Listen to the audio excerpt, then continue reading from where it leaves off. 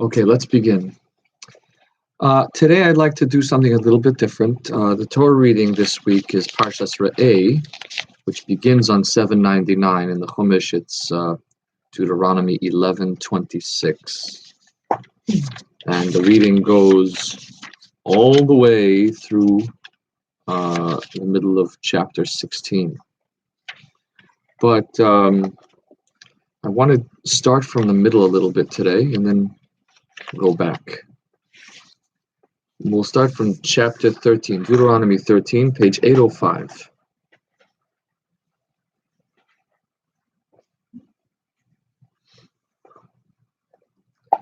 And this passage flies in the face of so many religious, so much of religious lore. Okay. Verse 2. Ki yakum b'kirbecha navi o cholim chalom. If there shall arise in thy midst a prophet or a dreamer of dreams, and he will give you a sign or a wonder. Now, that sign or wonder that he spoke to you shall come to pass. And then he will say that it means, let us go after the gods of others that you do not know and worship them. Okay, so you have a prophet, a dreamer of dreams, who demonstrates with empirical evidence that he is a legitimate prophet in the way that prophets do. And he will say that we should worship another god.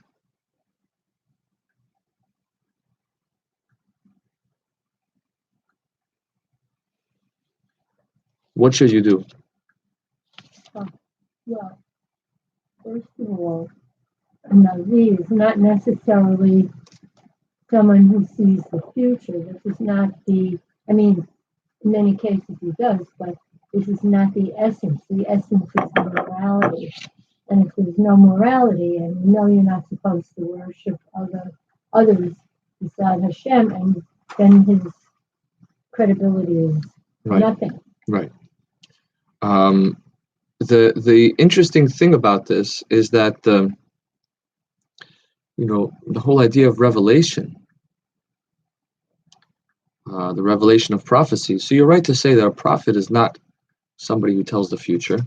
It's not what a prophet is. A prophet is someone who speaks on behalf of God. Right? Somebody who speaks from the Spirit to the Spirit. The reason that we speak of a prophet as one who tells the future is because in traditional Judaism, in ancient Judaism, I should say, how do you know that someone is speaking on behalf of God? Because they can tell the future. So the future, their sign and wonder is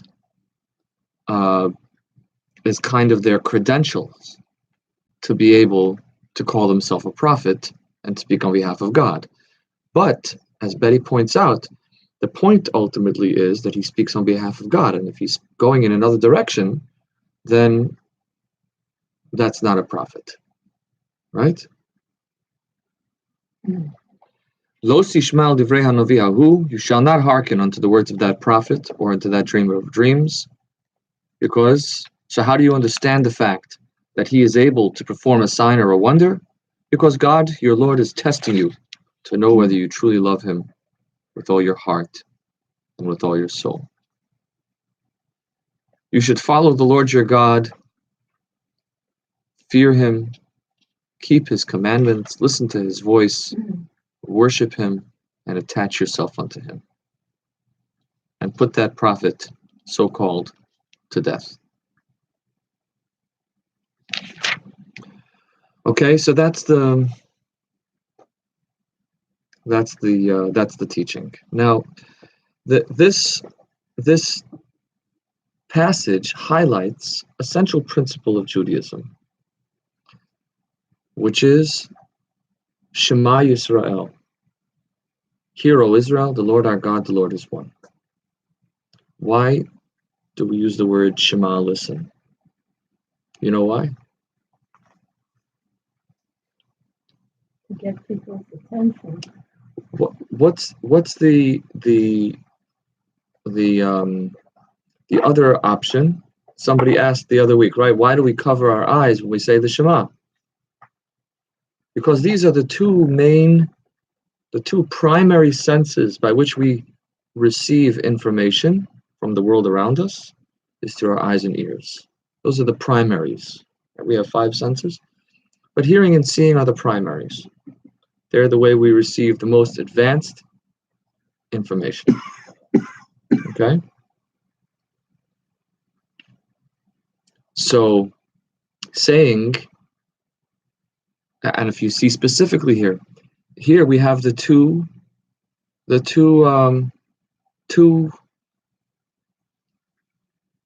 senses indicated. You have the sign and the wonder, which you would receive through your... Yes, we agree? The sign and wonder we'll receive through our eyes. And then what does he say? Do not listen to the words of that prophet. So the central principle of Judaism is that we should use our ears to lead us, and not our eyes. As we say in the Shema, in the 3rd paragraph, Lo sasuru acharei levavechem v'acharei einechem, do not be led astray by your heart, by your eyes. So this prophet, so-called, is effectively demonstrating something to our eyes, but our ears know otherwise. And this really highlights the difference of the way we absorb messages through our eyes and through our ears. Okay? So our eyes only give us the surface. We don't have X-ray vision. So actually, while a picture can say 1,000 words on the one hand, it's easier to deceive the eyes than it is the ears. The reason is because the overwhelming nature of the picture, of the visual image, is so powerful that we tend to suspend our own sense of self as we look at something. We take it at face value. We are passive in seeing. Whereas in hearing, the power of the image or the power of the information is much more diminished. It isn't as clear. It isn't as evident. Right? Evident, by the way, usually refers to something that you can see. Right? So when we hear something, it's not evident. And therefore, it requires that we listen and that we bring ourselves in as a partner with the information. Listening requires critical thinking in a way that seeing doesn't. I'll give you another example. A mountain. Okay? You've seen a mountain? Yeah, you see a mountain? What language did you see it in?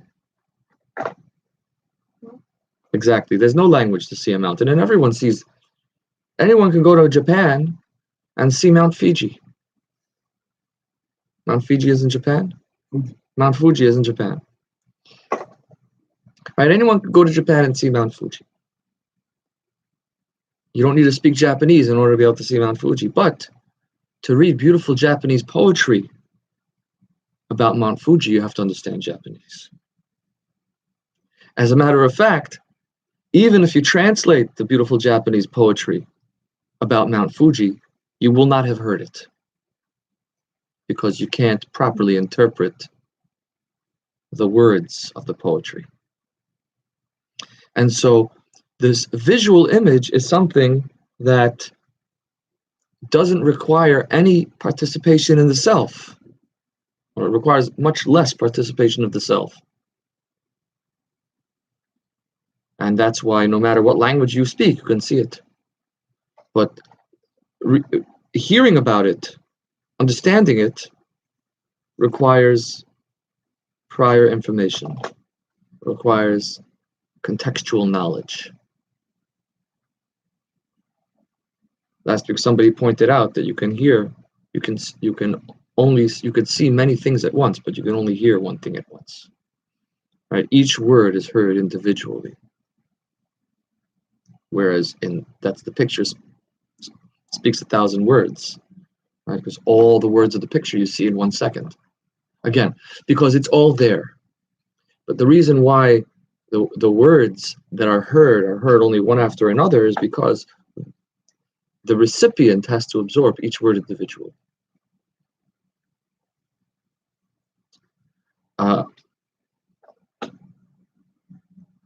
So on the one hand, so this is the pros and cons of seeing versus hearing, right? The prophet, so-called, who can make demonstrations, can be misleading with his visual image.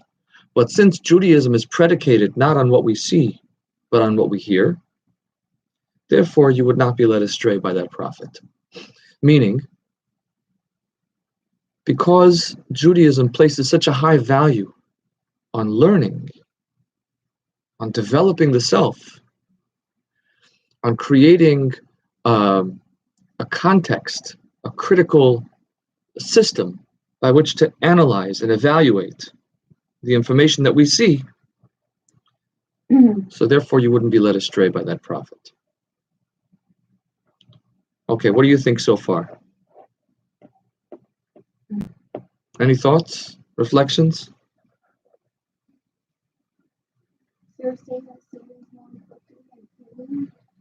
The opposite. Saying that hearing is more important than seeing, because you could be led astray. So seeing, I'll put it this way, seeing is easier than hearing, because the image that you see is more powerful. But hearing is more important to us because we have to work at it.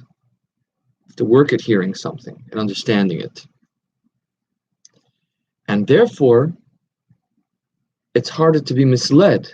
When you put the inner work, when you have to work on understanding, and when it requires analysis in order to get the information, so you'll have to work at it, and therefore you can better assure that that what you're hearing is true. Magicians and tricks are visual. Right. Yes. Right.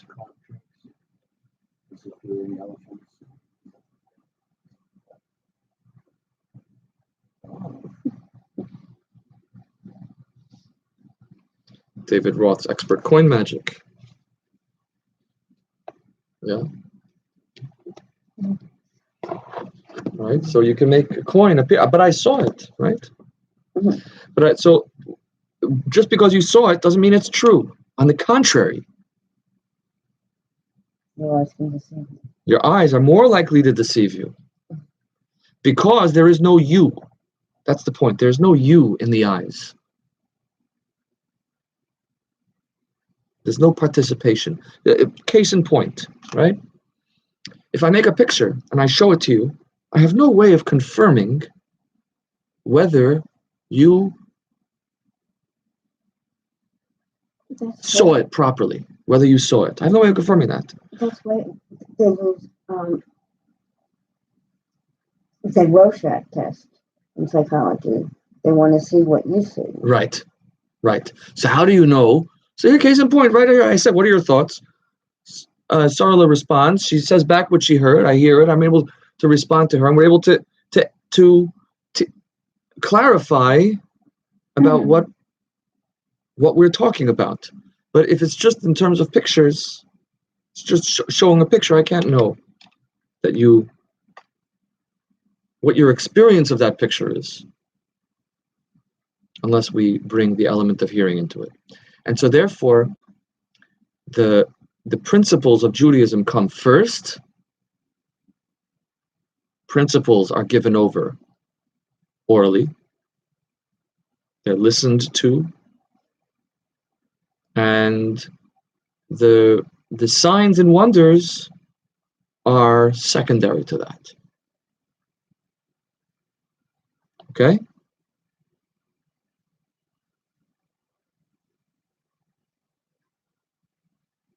Why does God use signs and wonders in terms of God sent Moses with signs and wonders to Paro? Furthermore, the Torah refers specifically to the signs and wonders which your eyes have seen. Don't turn after other gods. You have seen signs and wonders from me. Right? Exodus 4. God sends Moses to Pharaoh and says, Pharaoh won't believe you. So do this, perform this sign, perform this wonder.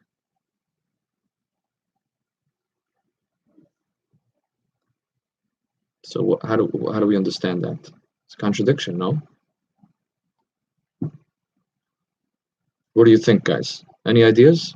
No, I just was thinking that no matter what you see or what you hear, you have to think critically. Mm-hmm. And that's the bottom line. Right. Because people can be deceived by what they hear also. Right. So and they call up, and I got a call yesterday. I said, hello, Grandma. So I said, I just thought someone had the wrong number, And I said, I'm sorry, you have the wrong number. He said, says who? And of course I slammed the phone down because I knew that it's something they tried. They have somebody call up and say, Grandma, I'm arrested. And if you don't send me $600, you're going to throw me in the jail. And I know someone who was scammed by that. Right. Mm-hmm. Right. They were happening a lot. sent the money. Yeah. So, Especially with senior citizens. you have to think critically no matter what. Right. So that's a great way of summing up part 1 here today, is that the Torah is telling us, don't just take signs and wonders at face value. You have to think critically. And you have to know what you stand for. You have to know what life is about. And you learn that. You learn what life is about. And your signs and wonders are not important. Right? So-and-so walked on water. No. So he walked on water. It's not important. Yena guru can charm a snake. Not important. That doesn't matter. So-and-so can heal the sick. Doesn't matter. That's not a way to evaluate a faith. It's not a way to evaluate a religious philosophy, because the person who taught it could walk on water or turn wine into water. Turn water into wine, or charm snakes, or do surgeries without incisions, or whatever kind of stuff that's out there. Read minds. So what if he can read my mind? Doesn't mean he's saying the truth. So what if he knew my birthday, or was able to communicate with whatever? That's not right. So critical thinking is the primary value in Jewish teaching. Okay, that's part 1. Now we go to part 2. What about Exodus chapter 4, where God sends Moses to Pharaoh with signs and wonders as a way of demonstrating that he is to be believed. So what do you think? How do we answer that? Not necessarily a critical thinker. So one answer is that you have to know who you're talking to. And it's also that God is doing it, not Moses. Well, that's true. How do you know that? Because God tells Moses to go. Right. God is in charge. And Okay. He refused to believe in God. So you're saying that because God told Moses, therefore it's okay, even though God says that we shouldn't listen to signs. So does God want us to not listen to signs, but wants Pharaoh to listen to signs, right? So one possibility is, okay, you have to know who you're talking to. Pharaoh is not much of a critical thinker, hasn't been educated in these values. We don't know. Sometimes the way you can get someone's attention is through the visual image, but then afterwards it's going to have to be grounded in what the message is. So it might be that somebody could get your attention. A spiritual teacher could get your attention through the means of a sign or wonder, and then you leave it pending and hear what he has to say. And if what he says jives and makes sense, and you hear it and it clicks and it stands the test of critical thinking, then fine. But if it doesn't stand the test of critical thinking, then you discard both the teaching and the sign. Okay? This is one option. Another option is to say that actually the sign and the wonder that God sent Moses to Pharaoh with are not signs in the sense that they are demonstrative. They're signs in the sense that they are instructive, meaning they are teaching aids. They aren't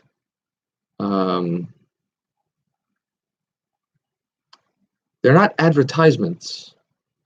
They're instructional aids.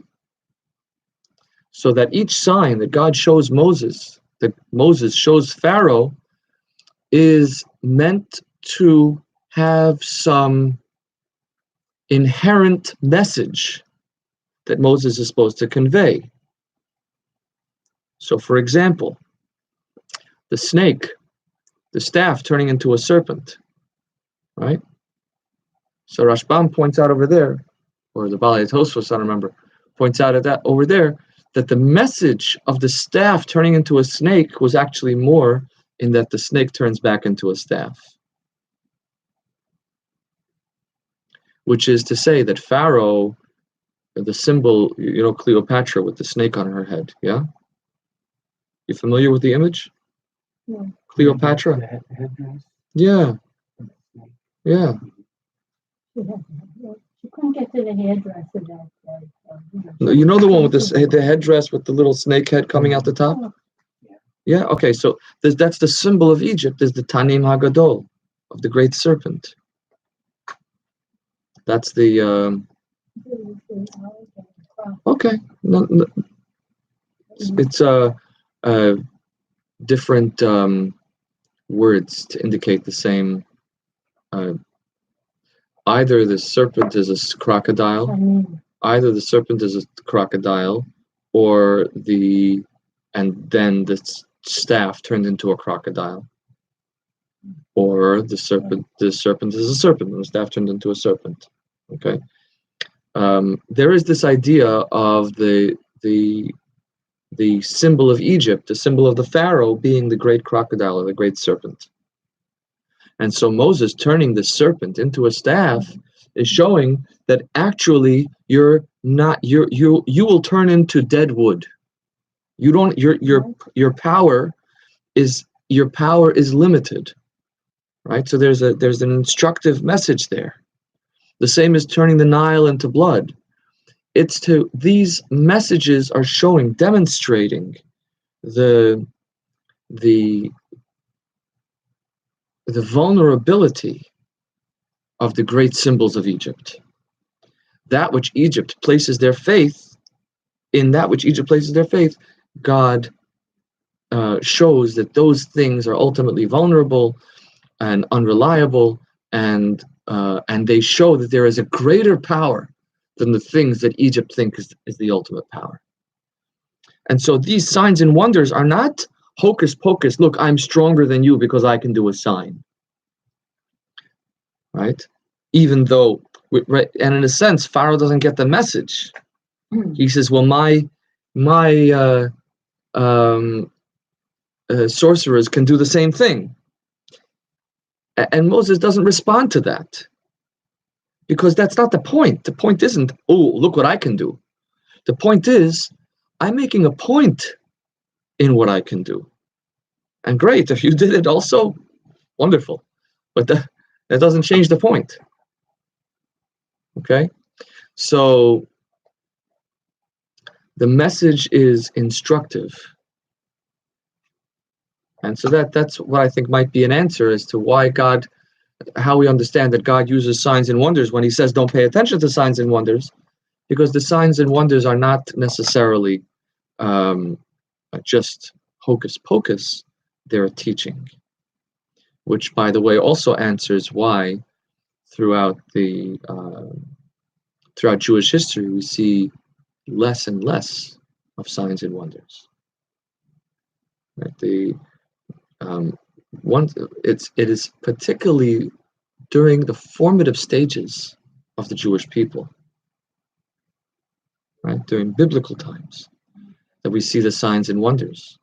And as the Jewish people become more established and our character becomes more formalized, that we see less and less of the signs and wonders. Because as it were, because if the signs and wonders are to show the greatness of God, then the greatness of God is always there. But if the signs and wonders are to make points, are to make instructive points, then those instructive points need only be made once. And they're made during the formative stages of the Jewish people's development.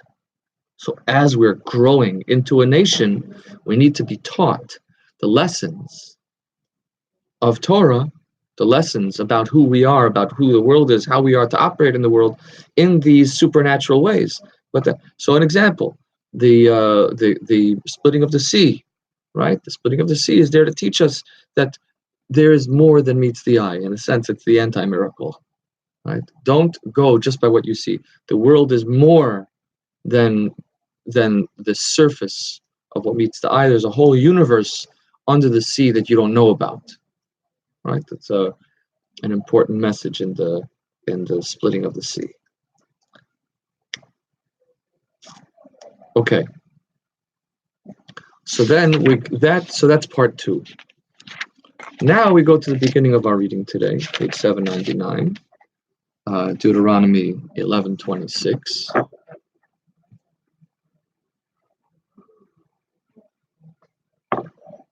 Okay, so far we said part 1. Part 1 is critical thinking is first. Signs and wonders are not relevant. Part 2, what then is the relevance of the signs that God sent Moses? Okay, so for Admas B'nei Cham, for the Osus Umofsim B'Admas B'nei Cham, the signs and wonders for the children of Cham, or for Mitzrayim, or for the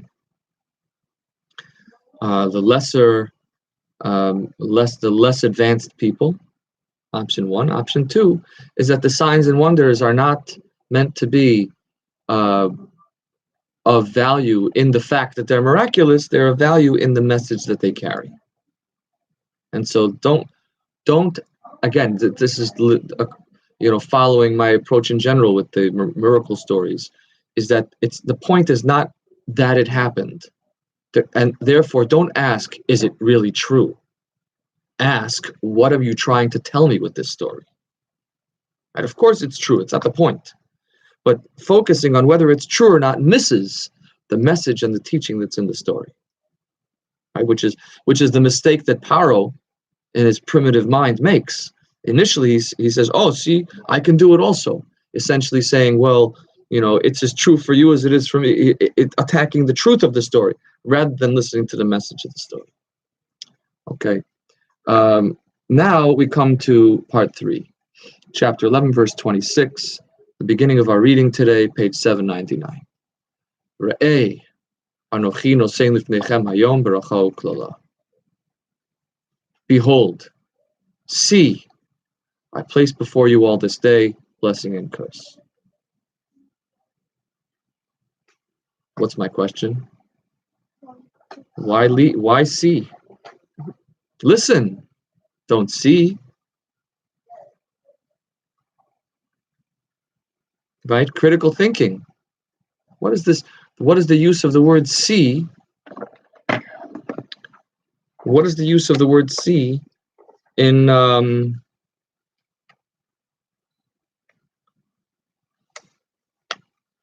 right?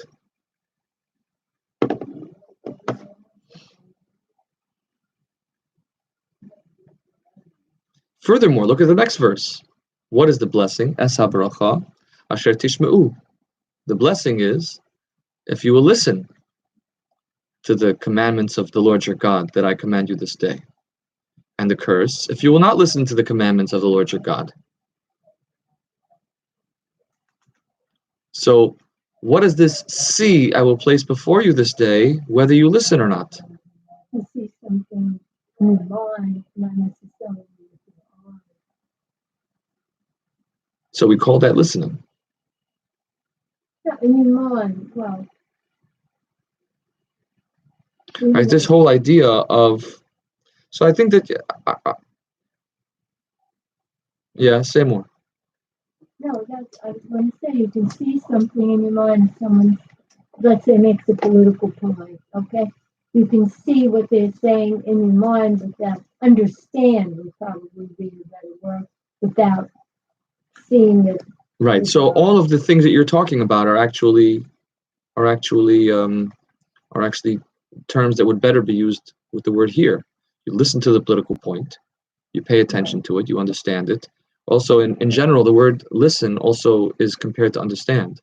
Like when you say, I hear, you mean I understand, right?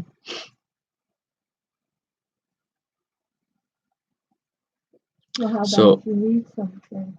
if you read something is also listening, meaning it's essentially, Let's say the letter writer right. is trying to convey. The You see their point without actually seeing it. With your eyes. you when you read something, you're doing the same thing as listening. That's really listening. There's also an interesting nuance in the text here. We talked about you and y'all, right? We talked about that on Shabbos, you and y'all. So look at the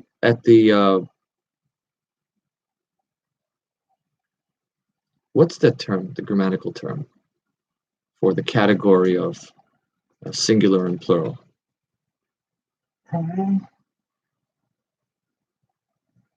Okay. The category Number. Number? How you call it? Okay. So look at the numbers used in the pronouns in verse 26. Re'eh, look. You, look. Anochi nosein lifnechem, I place before you all. Right, this doesn't translate into the English, as we said, because English, we don't really have the you and the y'all in all of our tenses. But the Hebrew has re'eh. The plural for re'eh would be re'u. Re'u. Look ye. Look, all of you. See, all of you. Here he says, you, look, in the singular. I place before you all. So it means that we should all see the same thing. Right. So I think that this change in number of the pronoun indicates, again, this issue that comes up in seeing, which is that many people can look at the same picture,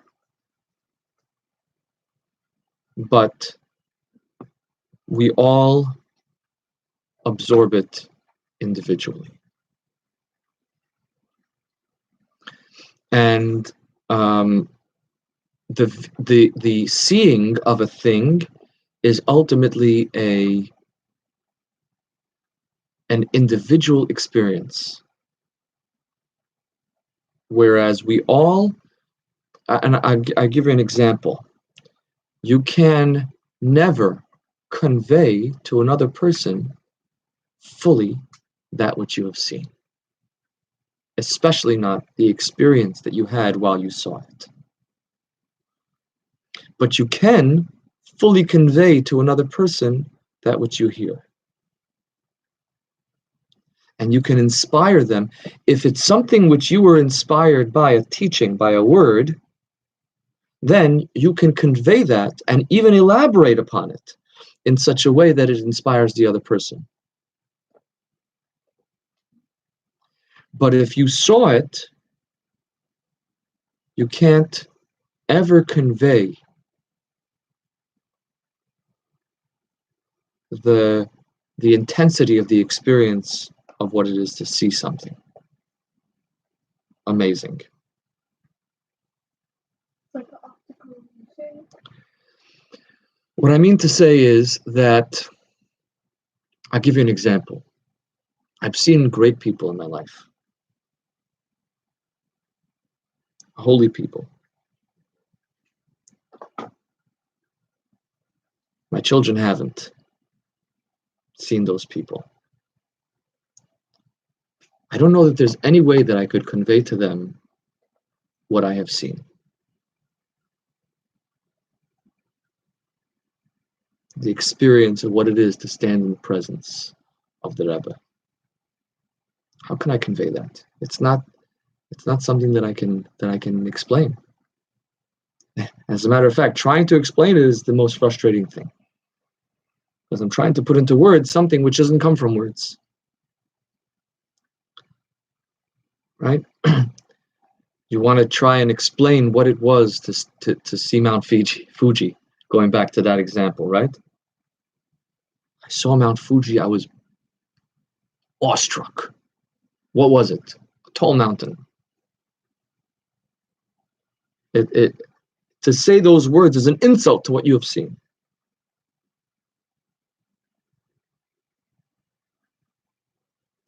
So it's not about, it's even in truth, even the truth of things, even not the optical illusion, but those awesome things that we see don't come across. It's something that I experience. It's in me, and I can't give that over in words because it doesn't live in the world of words. Would you say that a goal is for us to all see the same? Oh, so that's what I. There's a song, I can see clearly now, the rain is gone. You know, No obstacles in it. no obstacle. That a goal would be for us to all perceive things with truth, the way that God would want us to perceive them. So what I think it's saying here is that we should actually. So going back to the question that we asked on Exodus, is that we should try to share our experiences and lessons that we got from our experiences. We should try and translate the messages that we have through vision into words. And thus, we can go from the subjective to the communal. Right? So as I was saying a minute ago, the visual image is an individual, it's a subjective experience. But the word is a communal experience. Dialogue is something that we can share. And as a matter of fact, discussing something strengthens the experience of the word.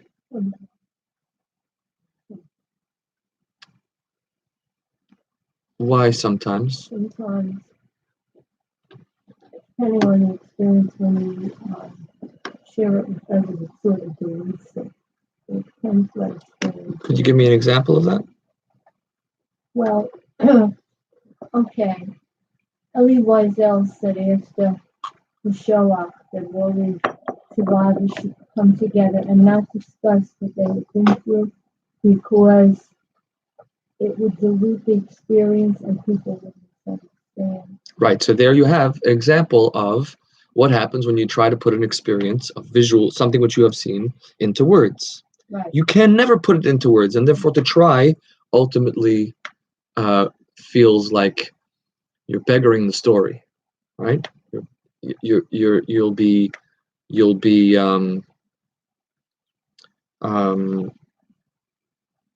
making light without intending to, but that's what will inevitably happen. You'll dilute it. Right. So that's talking about the visual experience. You will dilute it when you speak about it. But when you have an idea, a principle, when you're starting with a word, not with an image, but when you're starting with a word, the word is strengthened in discussion. So we're talking about a value, for example, or a principle, or an idea, right? And we talk it over and we discuss it back and forth. In the dialogue, in the discussion, the idea becomes enhanced. We become more inspired by it. We become more aware of it. It's ingrained more into our psyche by speaking it over, by sharing it. When it's a dialogue in the name of God, but when it's a dialogue in somebody else's warped opinion, it doesn't do that. So two people seeing the same picture could describe it better than just one person trying to describe. So if two people are seeing if what they're trying to do is describe the picture, then describing it is going to go nowhere anyways.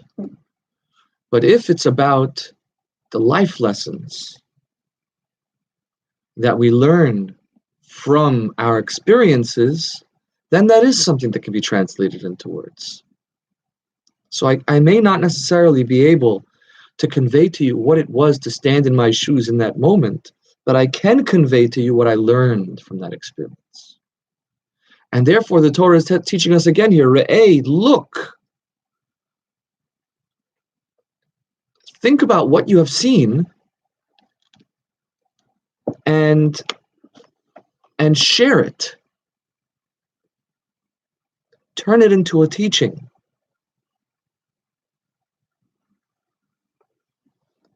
The blessing and the curse.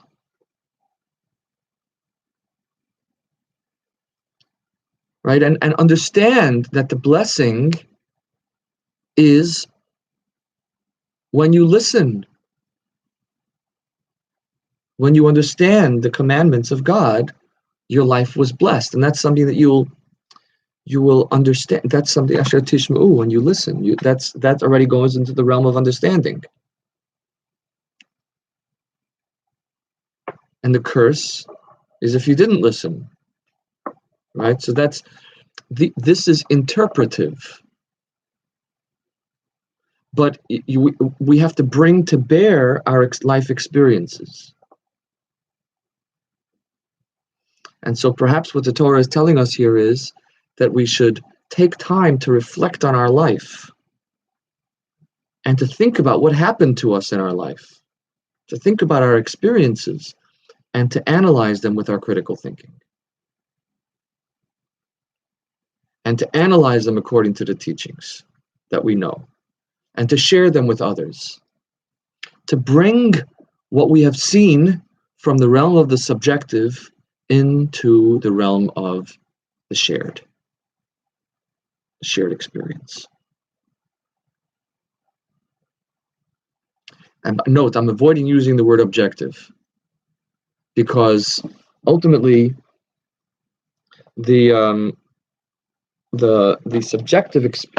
objective is as much the objective subjective binary, okay, is just as much a function of the visual world.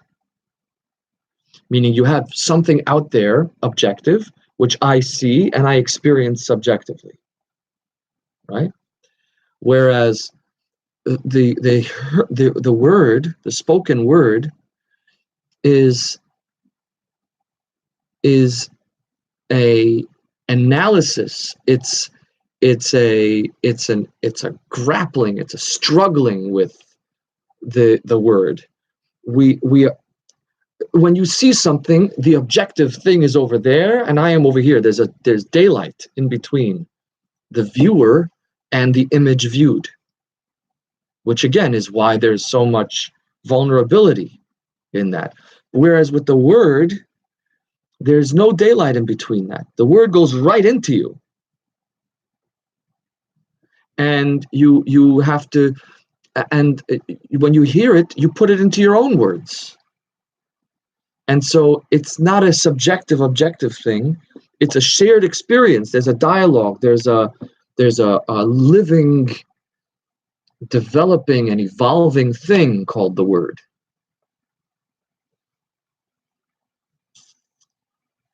And so this is what we have to do with, we have to take our life experiences and bring them into the shared living space. By the way, another function of the difference between hearing and seeing is that seeing, you can see past, present, and future at once. When you see something, you can ascertain where it came from, what used to be there. You see a footprint in the ground, right? So you understand, you see the past.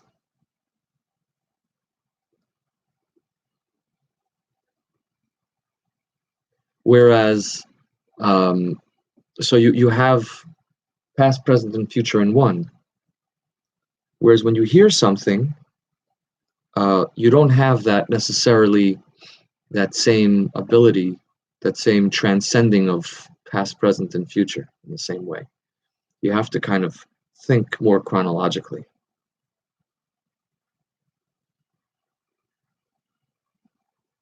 And so you have to put what you see into order.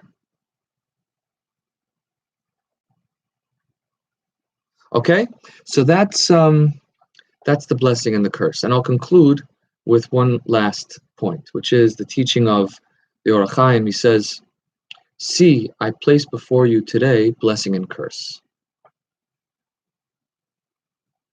Right?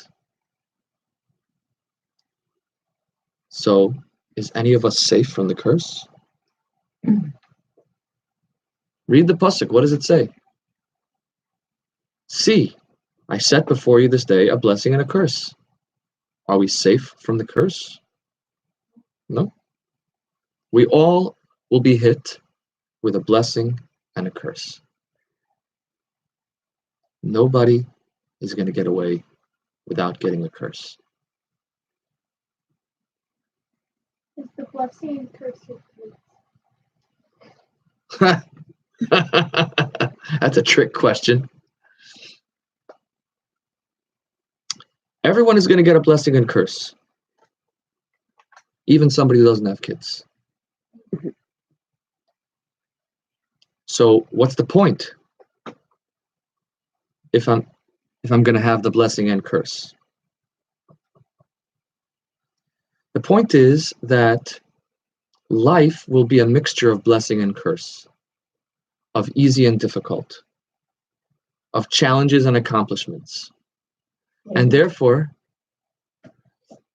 what we have to do is put them in order and understand that life is not easy. We'll be hit with blessings and curses. But if we recognize that in life, when we're pursuing listening to the Word of God, when we're pursuing God's commandments, we are overcoming the curse and arriving at the blessing. Right? Delaying gratification means going through hard times in order to achieve goodness, which means that I'm passing through a curse in order to reach a blessing. Whereas when I'm not listening to God, what I'm doing is I'm having instant gratification, which will ultimately result in emptiness and nothing. And so I'm experiencing momentary pleasure, a blessing, but it's only going to end up in curse. It's going to end up in uselessness and despair and emptiness and frustration. So the question is, when I have frustration in my life, right? So two things. First of all, remember, you're listening. Remember that everything is temporary. I have a curse today, tomorrow I'll have a blessing. I have a blessing today, tomorrow I'll have a curse. That's number one. Number two, remember that today's blessing is only a blessing in the greater context of life. What does this blessing mean? So the most difficult day of my life, the curse, could actually be the most blessed day of my life if I'm pursuing my values, my principles, listening to God. The hardest things that I've ever done have been the most meaningful. And the most easy and happy, quote unquote happy, the most easy and blissful days of my life, the most comfortable days, let's put it that way, the most easy and comfortable days of my life have been some of the most useless and futile and worthless days of my life. Okay, but that's a sermon in itself. Okay,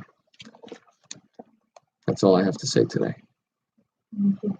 Thank you. Thank you.